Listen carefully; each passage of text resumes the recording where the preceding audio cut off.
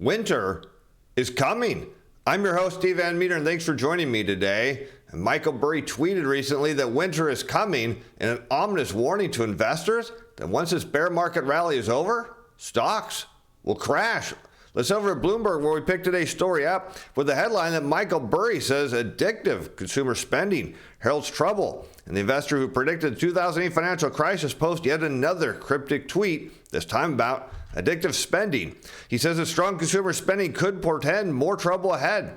The investor, who's best known for betting against the housing market ahead of the 2008 crash, tweeted Friday that credit balances are rising as consumers choose violence rather than cut back on spending in the face of inflation. And here you see with this tweet that net consumer credit balances are rising at record rates as consumers choose violence rather than cut back on spending in the face of inflation.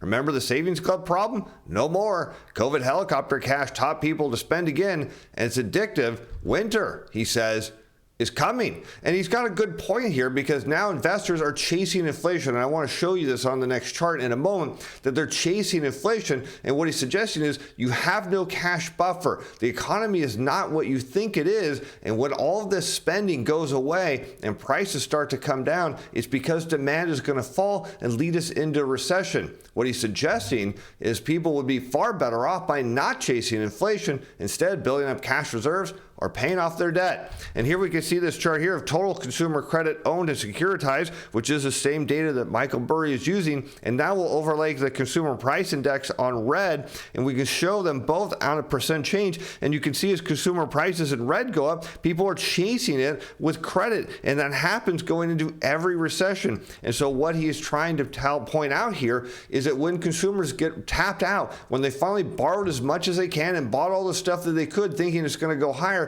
it's the end of their credit spending that's going to lead to the recession. And he's saying that's coming sooner than later. And like most of his tweets, the mean isn't entirely clear, except it is. But he appears to be warning that Americans are overextending themselves financially as inflation continues to plague the economy. On Thursday, he pointed out that NASDAQ's 20% rally from its June low doesn't mean the bull market is back. In the early aughts, the index gained 20% at 7 different times as it fell 78% to a 2002 low, he said, and then later deleted that tweet. But we actually have it, because he followed up with another one on Friday calling the NASDAQ now a 23% gain off a bear market rally.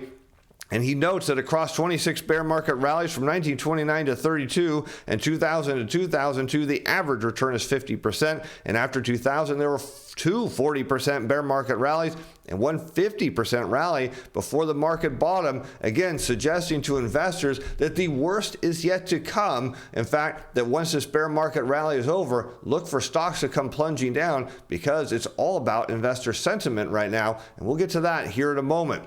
Because U.S. consumer borrowing increased by $40.2 billion in June, again supporting Burry's view that too much debt is chasing high prices from the prior month, the second biggest increase ever according to the data by the Federal Reserve.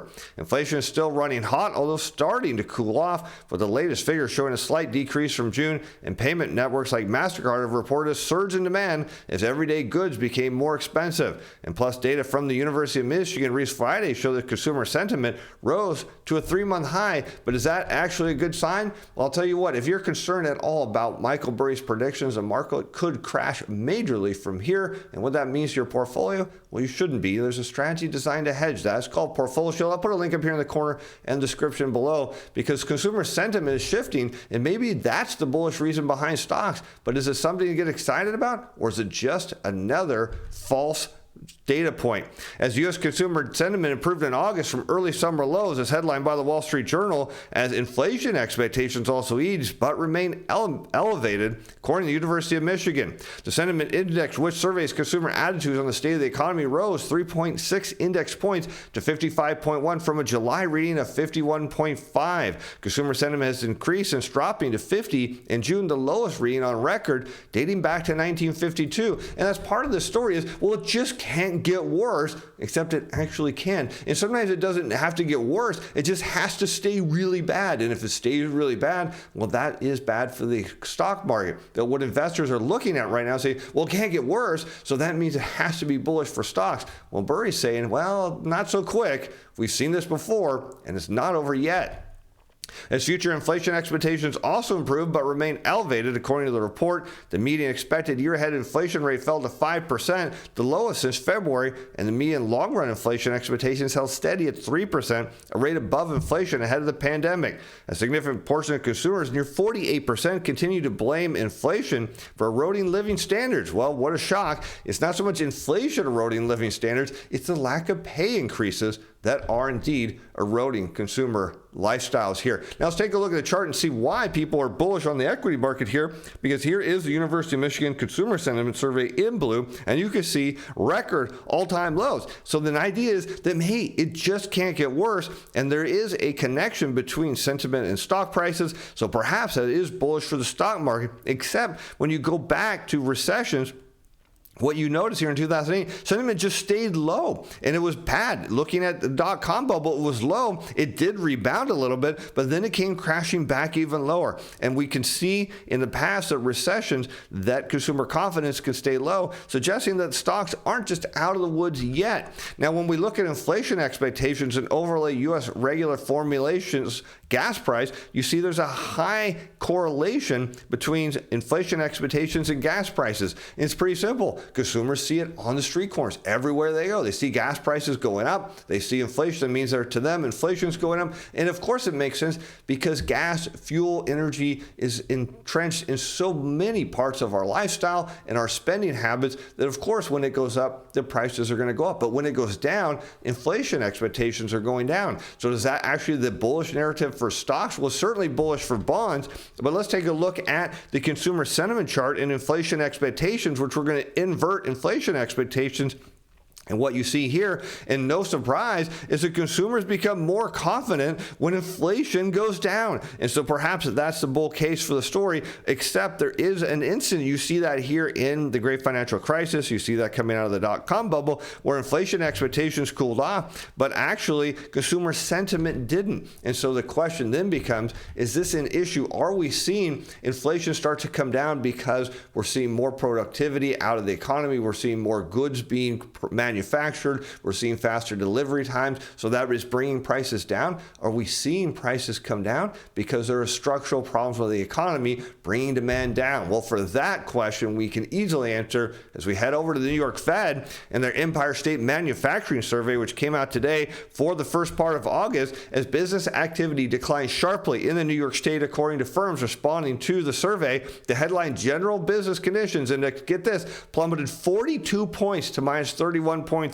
If you don't know what that means, we'll look at a chart. It is horrendous as new orders and shipments plunged and unfilled orders declined. Delivery times held steady for the first time in nearly 2 years as inventories edged higher. Labor market indicators also point to a small increase in employment, but the decline in the average work week nets them out as even. And while still elevated, the prices paid index moved lower and prices received index held steady. Looking ahead, get this, firms did not expect much improvement in business conditions over the next 6 months. So the question is, are we seeing that inflation come down because we're able to supply more product to the market? No, we're seeing it because demand is starting to crash. Check this chart out from the New York Fed.